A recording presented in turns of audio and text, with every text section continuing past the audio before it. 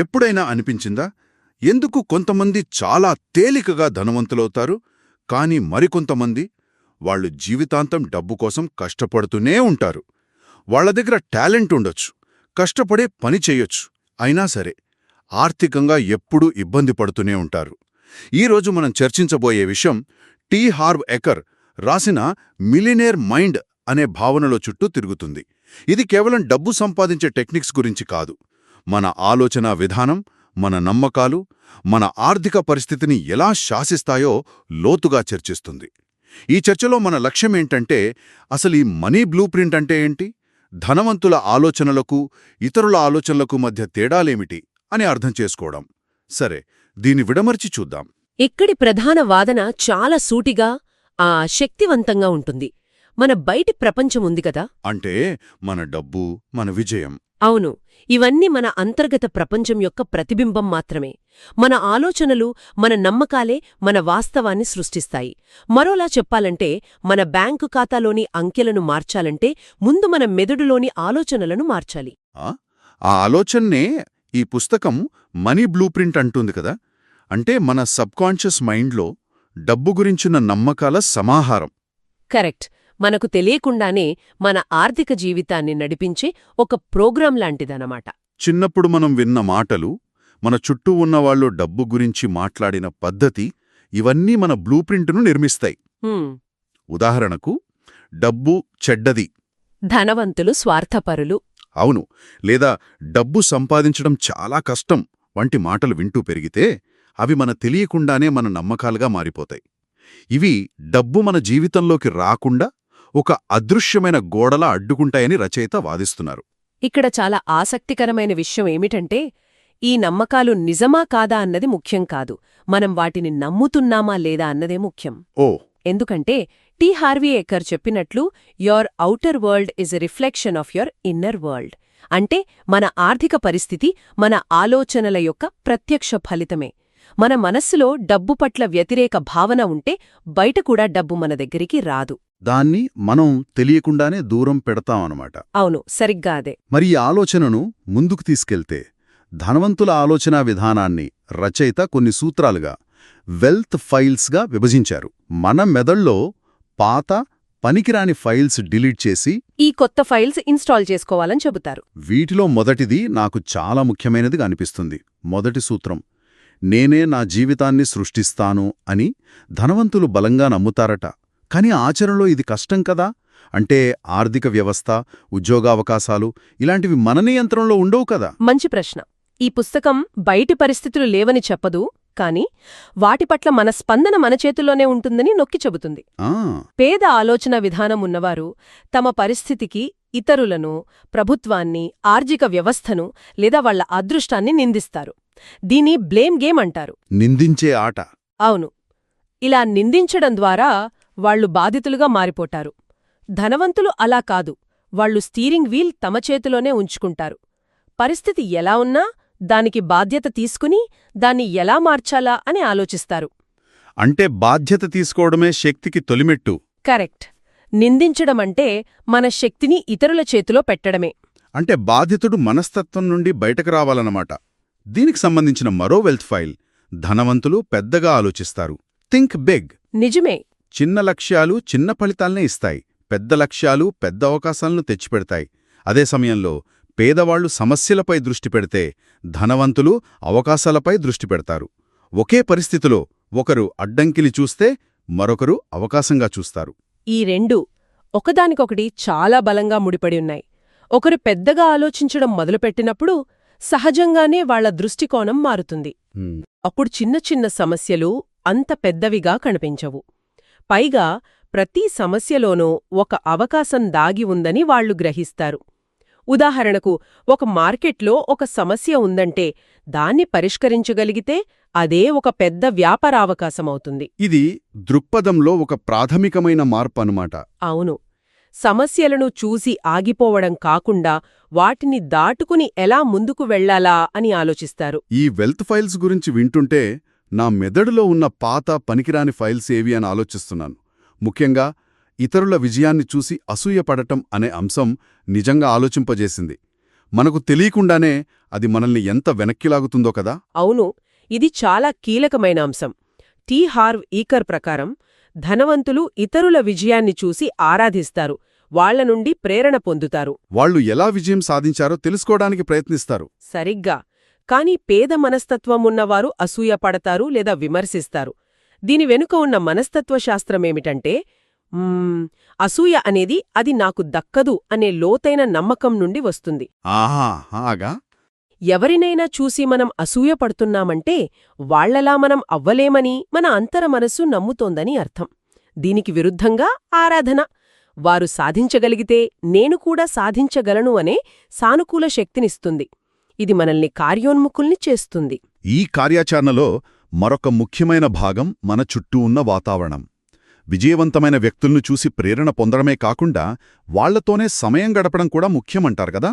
Your environment equals your income అనే సూత్రం కొంచెం అతిశయోక్తిగా అనిపించినా దాని వెనక ఉన్న తర్కమేమిటి? అది అక్షరాల నిజం. ఎందుకంటే మన చుట్టూ ఉన్న వ్యక్తుల ఆలోచనలు, సంభాషణలు మన మైండ్ సెట్ను నేరుగా ప్రభావితం చేస్తాయి. నిజమే. 5 కోటీశ్వరులతో సమయం గడిపితే 6వవారు మీరే అవుతారని ఒక నానుడి ఉంది. ఎందుకంటే వాళ్లు అవకాశాల గురించి, ఎదుగుదల గురించి, పెట్టుబడుల గురించి మాట్లాడతారు. వారి సంభాషణలు మన ఆలోచనా పరిధిని విస్తృతం చేస్తాయి. అదే, ఎప్పుడూ సమస్యల గురించి, ఫిర్యాదుల గురించి మాట్లాడేవాళ్ల మధ్య ఉంటే మన దృష్టి కూడా వాటిపైనే ఉంటుంది. అందుకే ఇది కేవలం పరిచయాలు పెంచుకోవటం కాదు, మనకోసం ఒక సరైన ఆలోచనా వాతావరణాన్ని స్పృహతో నిర్మించుకోవటం. ఆలోచనలు, వాతావరణం అన్నీ బావున్నాయి, కాని వాటిని ఆచరణలో పెట్టకపోతే అన్నీ వృధా. ఇక్కడే డబ్బు నిర్వహణ ప్రస్తావనకొస్తోంది. డబ్బును సరిగ్గా నిర్వహించగల వారికే ఎక్కువ డబ్బు వస్తుందని ఈ పుస్తకంలో బలంగా చెప్పారు. అవును, దీనికోసం ఒక సరళమైన ప్రణాళికను కూడా సూచించారు. వచ్చిన ఆదాయాన్ని కొన్ని జారులుగా విభజించుకోమంటారు. ఆ ప్రణాళికలో నాకు అత్యంత ఆసక్తికరంగా అనిపించిన విషయమేమిటంటే 30% జీవనశైలికి, అంటే ఎంజాయ్ చేయడానికి, 10% దానధర్మాలకు కేటాయించమని చెప్పడం. డబ్బు ఆదా చేయాలనుకునేవారికి ఇది వింతలా అనిపించవచ్చు కదా. కష్టపడి సంపాదించిన డబ్బును ఎంజాయ్ చేయడానికి, దానం చేయడానికి ఎందుకంత ప్రాముఖ్యత ఇచ్చారు? దీని వెనక వ్యూహమేమిటి? అదే అసలైన రహస్యం. చాలామంది డబ్బుని ఆదా చేసే క్రమంలో తమను తాము శిక్షించుకుంటారు, ఆనందాన్ని వాయిదా వేస్తారు. అవును.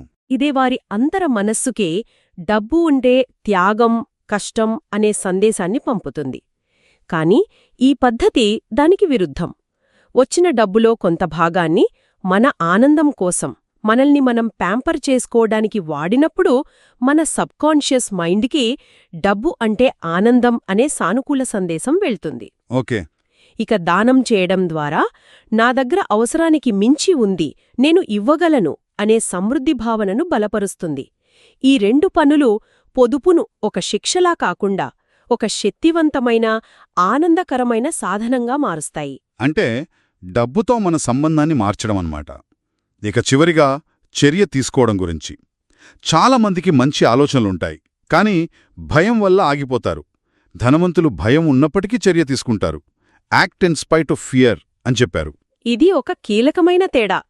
చాలామంది అనుకుంటారు విజయవంతమైన వారికి భయం ఉండదని. అది నిజం కాదు. పూర్తిగా అబద్ధం. వారికి కూడా భయం ఉంటుంది, సందేహాలు ఉంటాయి. కాని వారు ఆ భయాన్ని తమను ఆపనివ్వరు.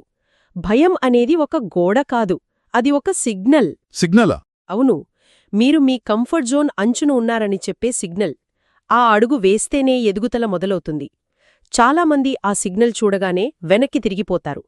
విజేతల దాన్ని ఒక గేట్వేగా, ఒక ముందడుగు వేయడానికి సూచనగా చూస్తారు. అంటే చర్య తీసుకోకపోవడం అనేది కూడా ఒక నిర్ణయమే. అవును, కాని అది మనల్ని ఉన్నచోటనే ఉంచేస్తుంది. సో ఇవన్నీ విన్న తర్వాత మనం దేనిపై దృష్టి పెట్టాలి? ఈ పుస్తకంలో ఒక అద్భుతమైన రూపకం వాడారు. మీరు ఫలాలను మార్చాలనుకుంటే ముందుగా మూలాలను మార్చాలి. అద్భుతమైన పోలికాది. ఇక్కడ ఫలాలు అంటే మన జీవితంలో కనిపించే ఫలితాలు, మన డబ్బు, ఆరోగ్యం, సంబంధాలు. మూలాలు అంటే మన అంతర్గత ప్రపంచం, మన ఆలోచనలు, నమ్మకాలు, మన మనీ బ్లూ ప్రింట్. సరిగ్గా.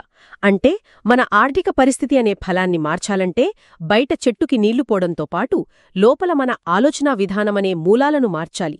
ఆ మూలాలు ఆరోగ్యంగా, బలంగా ఉన్నప్పుడు ఫలాలు వాటంతట అవే అద్భుతంగా ఉంటాయి. మరి ఈ మూలాలను ఎలా మార్చాలి? అది అంత సులభం కాదు కదా. ఈ మార్పు కోసం ఈ పుస్తకం అఫర్మేషన్స్ అనే ఒక శక్తివంతమైన సాధనాన్ని సూచించింది. ప్రతిరోజూ మనకు మనం సానుకూలమైన వాక్యాలను చెప్పుకోవడం. ఉదాహరణకు, నేను ఒక అద్భుతమైన మనీ మేనేజర్ను. లేదా నేను అవకాశాలను సృష్టిస్తాను. అవును, ఇలా మనకు మనం పదే పదే చెప్పుకోవడం ద్వారా మన అంతర మనస్సు యొక్క ప్రోగ్రామింగ్ను నెమ్మదిగా మార్చవచ్చని టీ. హార్వ్ ఎకర్ చెబుతున్నారు. ఇది నిజంగా పనిచేస్తుందా? ఇది కేవలం పాజిటివ్ థింకింగ్ మాత్రమే కాదు, ఇది మన మెదడులోని పాత ప్రతికూలమైన న్యూరల్ పాత్వేస్ను బలహీనపరిచి కొత్త సానుకూలమైన పాత్వేస్ను నిర్మించడం లాంటిది.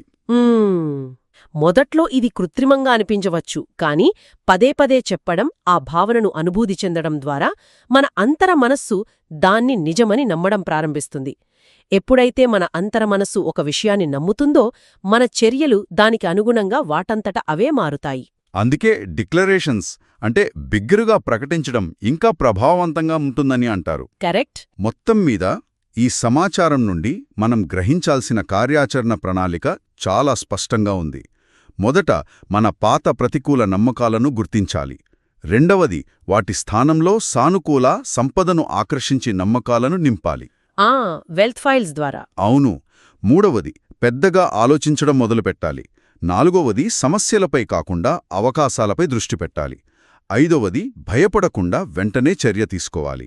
ఆరవది, విజయవంతమైన పాజిటివ్ వ్యక్తులతో సమయం గడపాలి. ఇవన్నీ కలిస్తేనే మన మనీ బ్లూప్రింట్ మారుతుంది. ఈరోజు మనం చేసిన ఈ విశ్లేషణ నుండి స్పష్టమయ్యేది ఒక్కటే: మన ఆర్థిక విజయమనేది కేవలం మనం చేసే ఉద్యోగం, వ్యాపారం లేదా బయటి పరిస్థితులపై ఆధారపడి ఉండదు. అది పూర్తిగా మన అంతర్గత మనీ బ్లూప్రింట్పై ఆధారపడి ఉంటుంది. ఆ బ్లూప్రింట్ను తిరిగి రాసే శక్తి, ఆ ప్రోగ్రాంను మార్చే అధికారం మన చేతుల్లోనే ఉంది. చెప్పినట్లుగా మన పాత నమ్మకాలను గుర్తించడం మొదటి, అత్యంత కష్టమైన అడుగు. అయితే ఒకసారి ఆలోచించాల్సిన విషయమిది: మనకు తెలియకుండానే మన సంస్కృతి లేదా మన చుట్టూ ఉన్న సమాజం నుండి వచ్చిన ఏ నమ్మకాలు మనల్ని ఎక్కువగా ప్రభావితం చేస్తున్నాయి? డబ్బు గురించి మన కుటుంబంలో మనం చిన్నప్పుడు విన్న ఏ ఒక్క మాట, ఉదాహరణకు డబ్బున్నవాళ్లు మంచివాళ్లు కాదు, లేదా సంతృప్తిగా బతకాలి, ఆశ ఉండకూడదు వంటివి, ఈరోజు మన ఆర్థిక నిర్ణయాలను తెలియకుండానే శాసిస్తున్నాయా? దానిని గుర్తించగలిగితే మార్పు అక్కడ్నుండే మొదలవుతుంది.